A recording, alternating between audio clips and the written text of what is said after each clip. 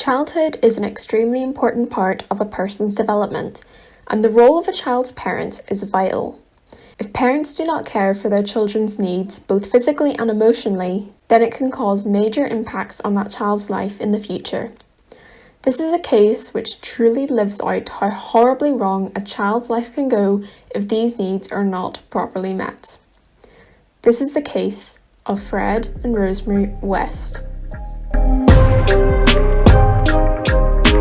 The police have since found 6 hidden holes under the cellar, which they've now spent a second day excavating.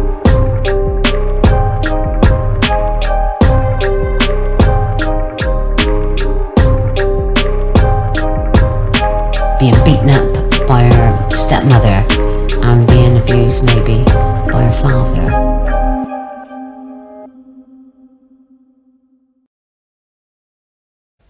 Frederick Walter Stephen West was born on the 29th of September 1941 in Muchmarcle, a village in the west of England. His parents, Walter and Daisy, were very discipline-orientated with their children and often instilled the ideology that you can do whatever you want in life as long as you don't get caught. This was demonstrated by Walter many times as he had several relationships with his children and encouraged them to do the same. Fred's mother, Daisy, was no better than his father, as she supposedly began sexual relations with her son when he was around 12 years of age. Apparently for years they'd been having sort of sexual games together, and the minute he was capable of doing anything more than that, she initiated him. He was also abused by his father. It was a family in which incest was taken fairly much as normal.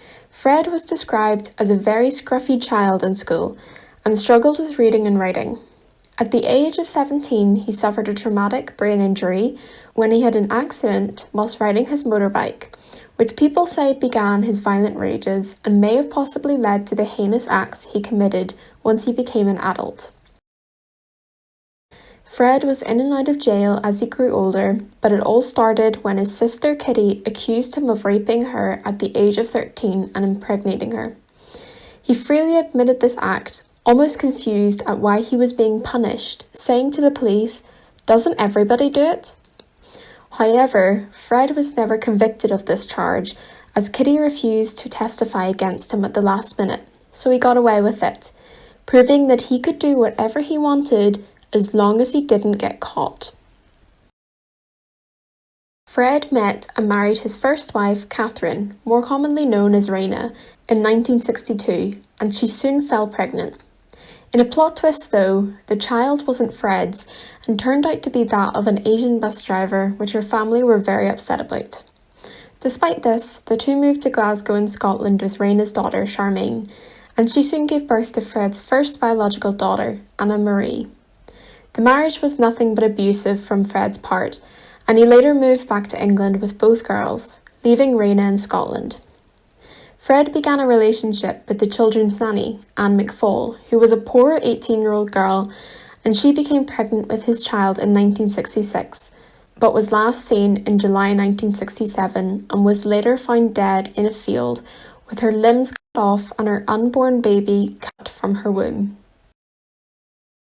Rosemary Letts was born on the 29th of November 1953 to Bill Letts and Daisy Fuller.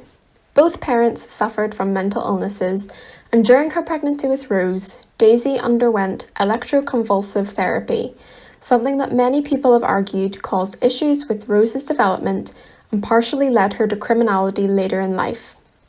Her father was also known to sexually abuse her and her sister, which caused Rose's view of sex to be distorted and resulted in her own sexual assaults of her younger brothers. Fred met Rose just after she turned 15, and he was 27. And at first, Rose was grossed out by Fred, appearing at her work every day. However, Fred won her over by getting her to agree to be a nanny for his children for the same amount of money that she got at her work, making it so that Rose's parents wouldn't find out. Rose eventually introduced Fred to her parents, which in turn sent Rose to a home for troubled teens to avoid him. This didn't work though, because as soon as she was allowed to go home and Fred got out of prison for minor charges, they immediately got back together. Things took a turn when Rose fell pregnant with Fred's child, and when she refused to abort the pregnancy, her father effectively disowned her. Rose gave birth to her first child in October 1970 and named her Heather Ann. She alone looked after the three girls as Fred returned to prison for theft of vehicle parts. It is during this time that Rose is believed to have killed Charmaine. Rose was noted to be a very abusive mother, often shouting and swearing at her children. She would actually have a blind rage. I mean, she's stabbed me in the arm with a knife. She'd hit you with whatever is there. And when one of Charmaine's friends walked into the house, she recounts that she saw Charmaine on a chair, naked and bound, whilst Rose stood beside her with a wooden spoon. She normally took the children to go visit their father in prison, but it's believed that on one such occasion she killed Charmaine and left her body for Fred to deal with when he got home. Raina was reportedly constantly worried about her children's welfare in Fred's custody. One day she went to Fred's residence, we can only assume to discuss her children's safety and well-being, but unfortunately this is the last time she was seen alive, and her body was later found buried by trees about a mile away from Muchmarkel. Now that his old life was basically out of the way, Fred and Rose decided to get married in January 1972, with Rose giving birth to her second child in June of that same year, naming her May June. They moved into the now infamous house at 25 Cromwell Street, and this is where Rose began to engage in prostitution in a room in her home called Rose's Room. Both she and Fred would take part in these sessions, and they would increasingly become more violent and taking the clients above what they were comfortable with. As a result, by 1983, Rose had given birth to 8 children. The pair continued to rape and physically and emotionally abuse their children, finding gratification in doing so. Rosemary ripped all my clothes off me. And I was made to lie on the floor. And I was very frightened. And I was asking, what's that for? What are you going to do with that? And I got told to shut up. And I started screaming. And Rosemary sat on my face, on top of me. And I remember feeling this awful pain inside me. And I was panicking because I couldn't breathe, and I was gagged. They put a ripped sheet in across my mouth and tied it at the back, and then they put some, I would know it is black carpet tape across my mouth. And I was just so frightened, and it just hurt so much. They also began to lure young girls and women into their home, either peacefully or through force, and would tie them up in the basement and expose them to torture and abuse until their death. They killed around 8 victims in this way. Heather and May were subjected to more and more rape and sexual abuse as they hit puberty, with Heather being killed in 1987 after trying to get a job further away from the home. Surviving siblings say that Fred and Rose often threatened the children that if they misbehaved, they would end up under the patio, like Heather. Fred and Rose's years of torture and abuse all began to unravel though, when their daughter Louise confided in a friend and the police were anonymously tipped off about the household. The pair were charged but acquitted as Louise refused to testify against her parents.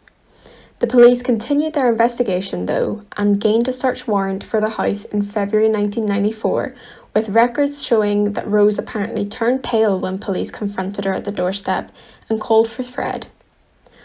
Rose and Fred were arrested and the search warrant was carried out. Fred admitted to Heather's murder and the search team dug up her corpse from under the patio, finding several other bodies in the months leading from this time. 5 days and nights into their excavation, and forensic teams have now unearthed 3 sets of human remains. all buried in separate places, 5 feet under the garden patio of this Gloucester home. It's horrible to think that there are, dead bodies in a garden just down the road. It's just thoroughly disgusting. I mean, it's horrifying to think. Totally shocking, especially around, in Gloucester. I mean, you wouldn't expect this to happen. The pair were both charged in the murders, with Rose claiming that she was innocent of everything. Fred tried to maintain a relationship with Rose in jail, but she rejected him and refused to write back whenever she was sent letters from him. I remember the first time I went into the court.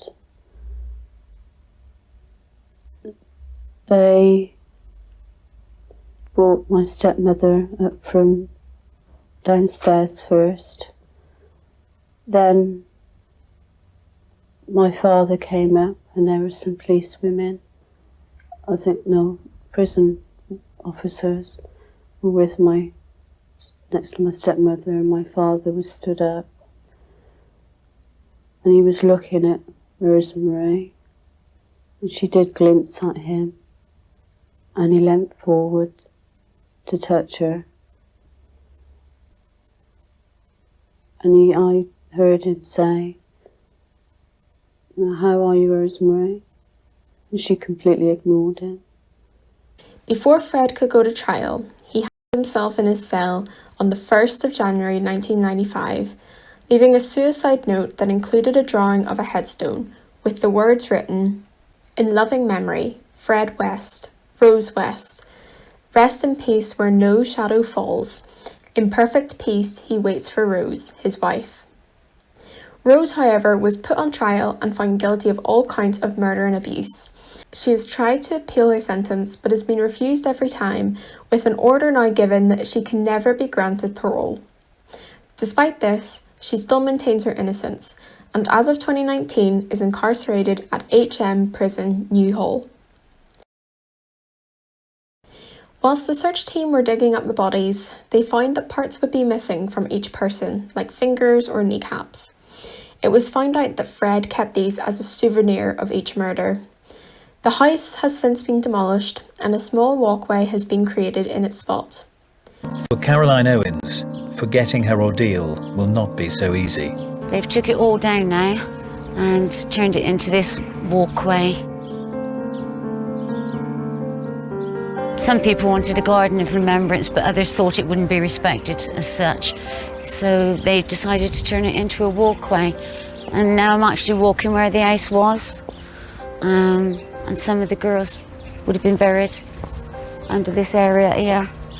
And some in the patio over in that area. Brings back quite a few sad feelings, bad feelings for me. I don't like being here. I just see it as a grave for all the girls, and I'm just glad it's all over and they're all out of here. It's almost like you can hear him having his laugh. You can hear him laughing. It's almost him laughing and joking about the patio and stuff. Yeah. It feels like he's still here. I don't think they took enough of this place away. Whilst most of the bodies were recovered from their shallow graves, one body, that of teenage Mary Bastholm, and as recently as 2021, police dug around the Clean Plate cafe to try and locate her. Unfortunately, it came up fruitless, and investigators believe that there may be many, many more victims buried across the UK that have become almost forgotten. As someone who loves true crime, I can often become desensitized to the gruesome actions of people, but this case is so unspeakably horrific that I've had to take breaks from writing the script because I felt so sick researching it. Seeing how young their victims were and how much they must have suffered before their slow and painful death is incredibly haunting. That said, I hope their surviving family members are well and are able to somehow cope with the trauma that they have undoubtedly experienced. I don't usually say this of people, but I really hope there is a special place in hell for these two.